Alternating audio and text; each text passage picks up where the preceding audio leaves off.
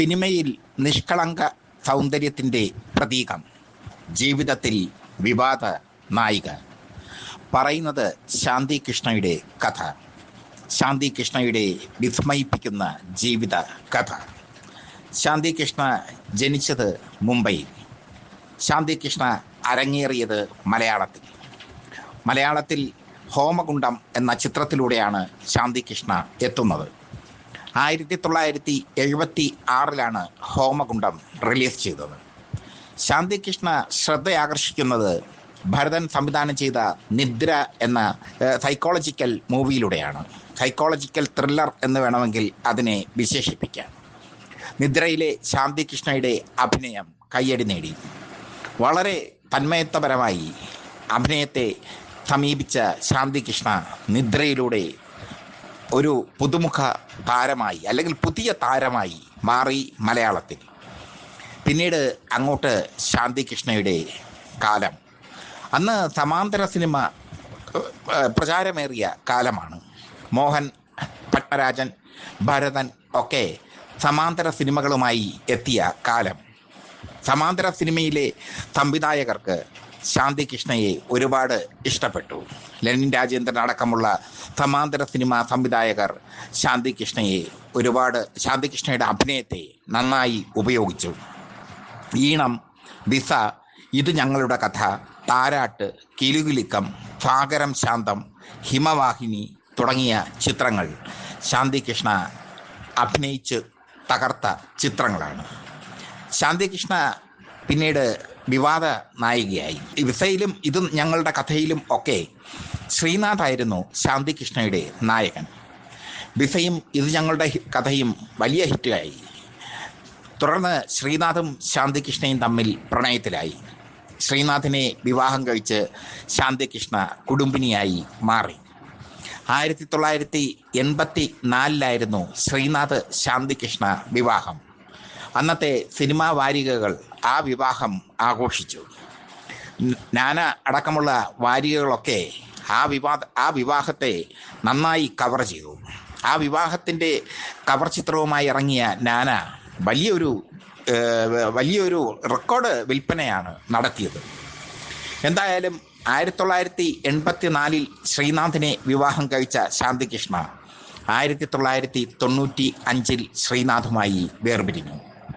അതേപ്പറ്റി ശാന്തികൃഷ്ണ പറഞ്ഞത് ശ്രദ്ധേയമാണ്. ശ്രീനാഥ് ഒരു കാലത്ത് തിരക്കുള്ള നടനായിരുന്നു, ഒരുപാട് തിരക്കുള്ള നടൻ. തമിഴിലും അദ്ദേഹം അഭിനയിച്ചിട്ടുണ്ട്.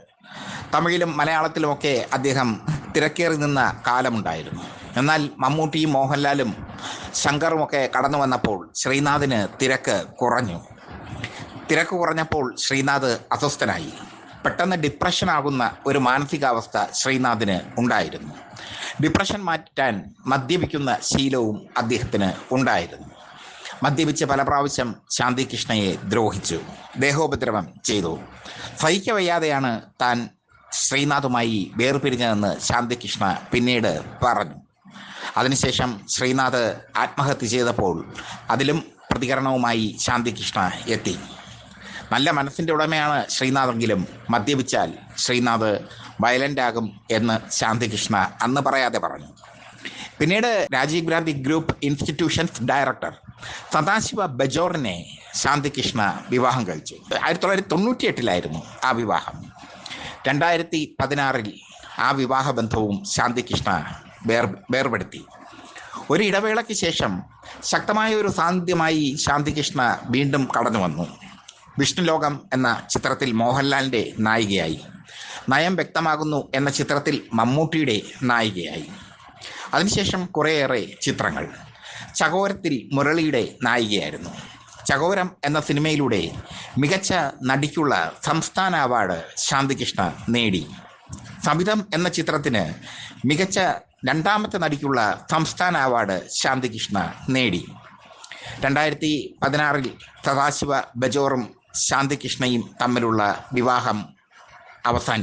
ദാമ്പത്യം അവസാനിച്ചു. ഇരുവരും വിവാഹ മോചനത്തിലേക്ക് കടന്നു. മിതാലി എന്നീ 2 മക്കളാണ് ശാന്തി കൃഷ്ണയ്ക്ക്. പിന്നീട് ഞണ്ടുകളുടെ നാട്ടിൽ ഒരിടവേള എന്ന ചിത്രത്തിലൂടെ ശാന്തി കൃഷ്ണ വീണ്ടും മലയാള സിനിമയിൽ തിരിച്ചെത്തി. അത്ഭുതകരമായ ഒരു വരവായിരുന്നു അത്. നല്ല അഭിനേത്രിയാണ് ശാന്തികൃഷ്ണ, സംശയമൊന്നുമില്ല. മലയാളത്തിൻ്റെ നിഷ്കളങ്ക സൗന്ദര്യം അവർക്കുണ്ടായിരുന്നു. ഹാസ്യവേഷവും ചെയ്യാൻ അവർക്ക് നന്നായി കഴിഞ്ഞിരുന്നു. പക്ഷേ അവരുടെ ജീവിതത്തിലെ തിരിച്ചടികൾ, ആ തിരിച്ചടികളാണ് ആ അഭിനേത്രിയെ നഷ്ടപ്പെടുത്തിയത്. ആ അഭിനേത്രിക്ക് ഒരുപാട് ദൂരം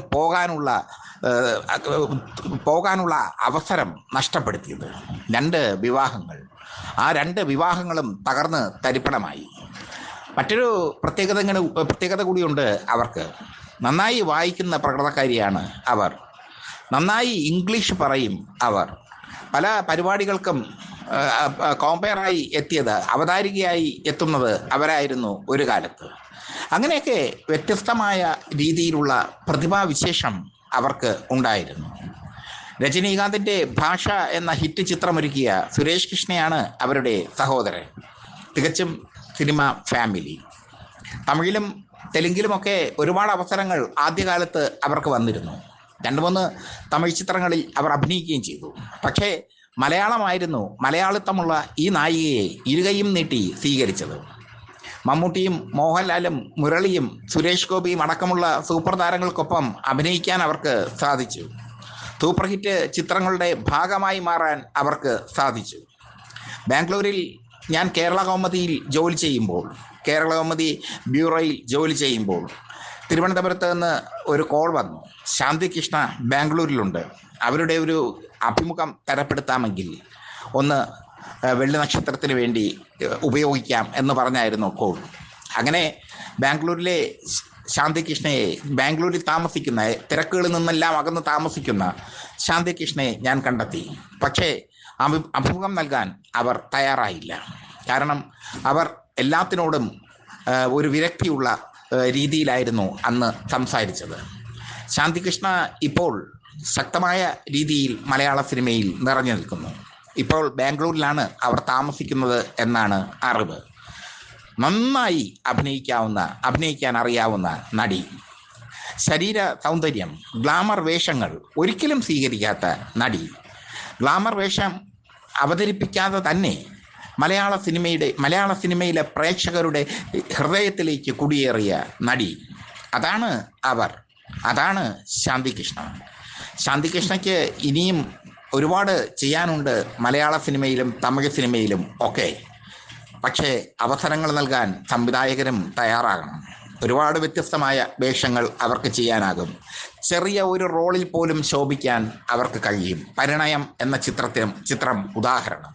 പരിണയം എന്ന ചിത്രം കാണാത്തവർ ഒന്ന് കണ്ടു നോക്കുക. MD ഹരിഹരനും ചേർന്നൊരുക്കിയ പരിണയം. അതിൽ ഒരു ചെറിയ റോളിൽ അവരുണ്ട്. തകർത്ത് അഭിനയിച്ച് അവർ ആ റോൾ സാർത്ഥകമാക്കി മാറ്റി. ചകോരം എന്ന ചിത്രത്തിലെ ആ ഒരു വിവാഹപ്രായം കഴിഞ്ഞിട്ടും കല്യാണം കഴിക്കാതെ നിൽക്കുന്ന സ്ത്രീയുടെ ആത്മനൊമ്പരങ്ങൾ അവർ അവിസ്മരണീയമാക്കി മാറ്റി. എന്നും മലയാളികളെ വിസ്മയിപ്പിക്കുന്ന, അല്ലെങ്കിൽ വിസ്മയിപ്പിച്ചു കൊണ്ടിരിക്കുന്ന നടിയായി ശാന്തികൃഷ്ണ മലയാള സിനിമയിൽ നിറഞ്ഞു നിൽക്കുന്നു.